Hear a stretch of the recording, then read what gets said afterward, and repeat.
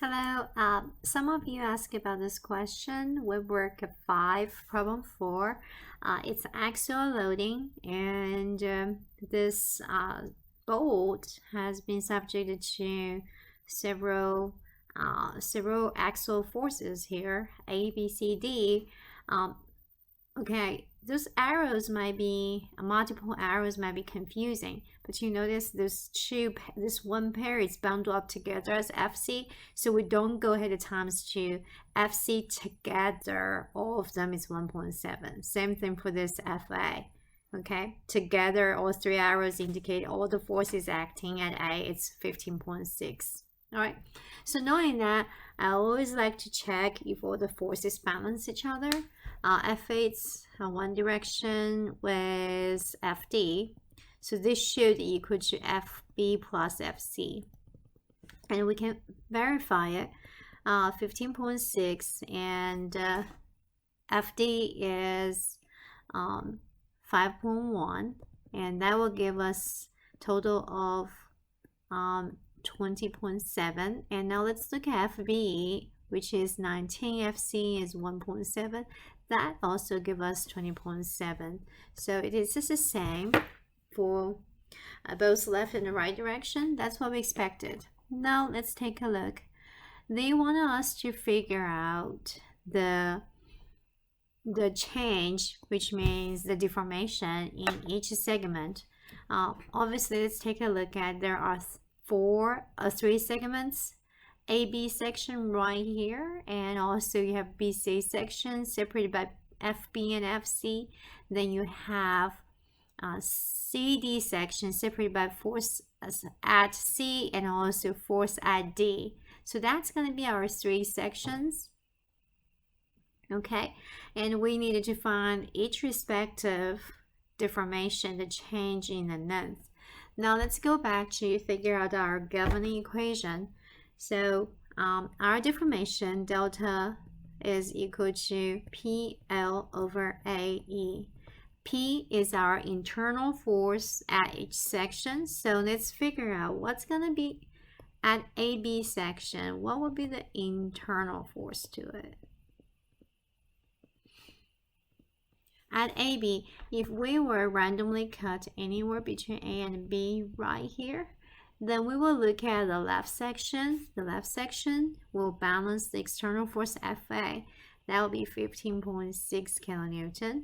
Then how about our BC section? If we were trying to cut anywhere between B and C, then here let's choose the right side, right? The right section. Then for that situation, FC is going to the left and FD is pulling to the right. So and FD is greater value, which is 5.1. So this internal force is going to be 5.1 minus 1.7. That will give us 3.4 kilonewton. Right, that's the internal force at BC section. Then we can go ahead and cut anywhere between C and D. And then we can figure out internal force at CD. Then again, I think the right section will be easier. That will be just FD, right? The internal force will be just FD, which will be FD 5.1. Okay, so those are the internal force you figured out. Then the rest is we're going to go back to this equation to solve this delta. So let's use BC section first. Okay, if I'm trying to solve BC section delta AB, delta BC, and my internal torque, which is 3.4 kilonewton, and this L will be that particular section length. So our LBC, which is B, 5.8 centimeter, and then our area. Do they give us area? Okay, let's see. They said this is bolt, which is this hexal bolt.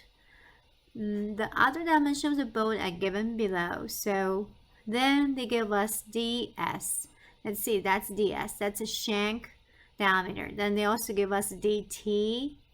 thread diameter. So here we're going to use a shank one, so which is 7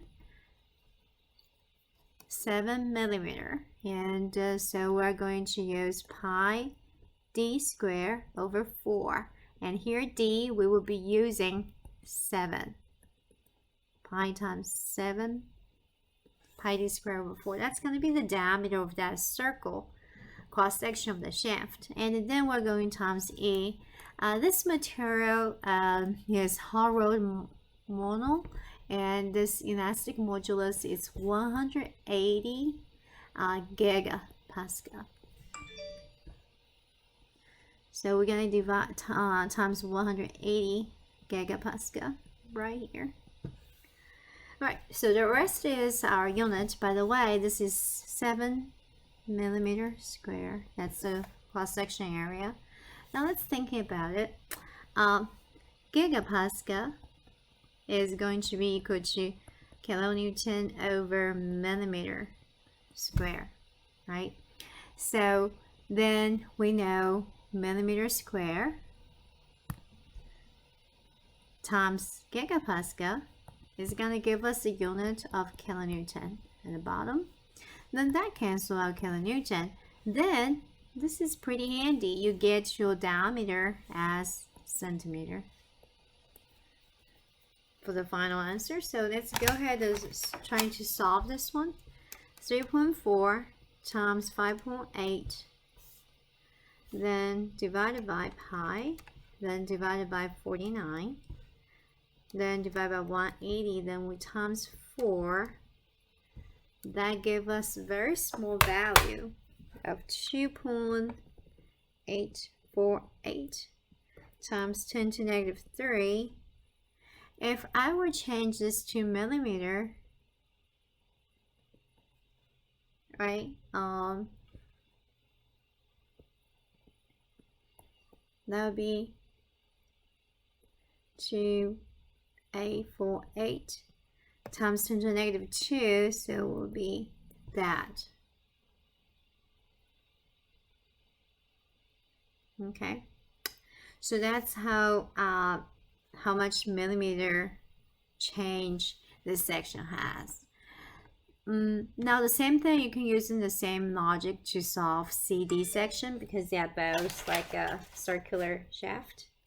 Now I'm going to look at this AB section, because AB section is unique. The head of shoulder bolt is regular hexagon, so that's a little unique, right? So if you look at the cross section of AB, we're going to have this hexagon cone shape. Then what did they tell us? They told us this is measures 10 millimeter across, opposite flats. So this is opposite flats. It's going to be 10 millimeter for mine. So that's going to be 10 millimeter. Then if we know that,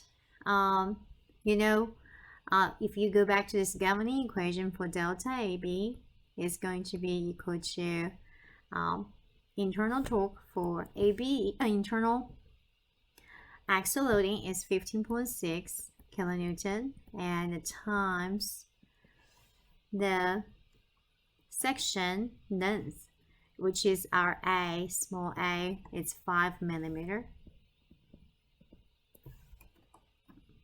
Then we will divide it by cross-section area, then divided by 180 gigapascal elastic modulus.